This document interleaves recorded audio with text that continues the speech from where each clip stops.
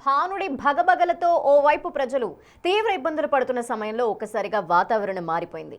నిన్న సాయంత్రం కురిసిన అకాల వర్షం పెను బీభత్సం సృష్టించింది. కేవలం గంటన్నర పాటు కురిసిన భారీ వర్షం, వడగండ్లు, ఈదురుగాలుల ధాటికి నగరం అతలాకుతలమైంది. ఈ ప్రకృతి వైపరీత్యం కారణంగా మొత్తం 10 మంది ప్రాణాలు కోల్పోయారు. దివంగత నటుడు విష్ణువర్ధన్కు చెందిన సినిమా థియేటర్ ముందు ఏర్పాటు చేసిన భారీ కటౌట్ వర్షాలకు విరిగిపడింది. అదృష్టవశాత్తు ఈ ప్రమాదంలో ఎవరికీ ప్రాణ నష్టం జరగలేదు. అయితే బెంగళూరులో నిన్న కురిసిన వర్షం కొత్త రికార్డులను క్రియేట్ చేసింది. దాదాపు 111.5 మిల్లీమీటర్ల వర్షపాతం నమోదైంది. 100 ఏళ్ల నాటి ఏప్రిల్ రికార్డుని ఇది బ్రేక్ చేసింది. ఏప్రిల్లో బెంగళూరులో ఉష్ణోగ్రతలు పెరుగుతున్నాయి. ఈ పెరిగిన వేడే ఇప్పుడు అకాల వర్షాలకు కారణమైంది. వేడి, తేమ కారణంగా దట్టమైన మేఘాలు ఏర్పడటం, ఇవి పిడుగులతో కూడిన భారీ వర్షానికి కారణమైంది. అయితే ఈ అకాల వర్షాలకు అర్బన్ హీట్ ఐలాండ్ ఎఫెక్ట్ కూడా ఓ కారణమని చెప్తున్నారు నిపుణులు.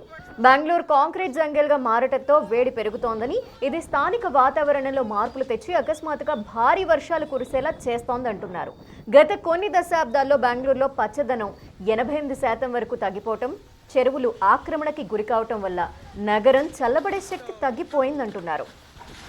ఇక నిన్న కురిసిన భారీ వర్షం వల్ల అనేక ఇబ్బందులు ఎదురయ్యాయి. ఐటీ హబ్ కోరమంగళంలో ఆఫీసుల నుంచి ఇంటికి వెళ్లే ఉద్యోగులు వరద నీటిలో చిక్కుకుపోయారు. అనేక చోట్ల కొమ్మలు విరిగి విద్యుత్ తీగలపై పడటంతో విద్యుత్ సరఫరాకి తీవ్ర అంతరాయం కలిగింది. హెచ్ఎస్ఆర్ లేఅవుట్ రోడ్లపై నీరు నిలిచి చెరువుల్ని తలపించింది.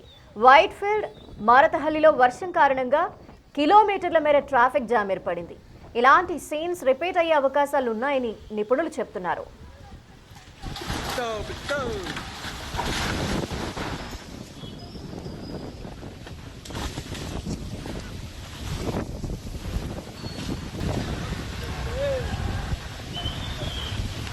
ಸ್ಟಾಪ್ ಮಾಡಿಸ್ಬಿಡು, ಸ್ಟಾಪ್ ಮಾಡಿಸು.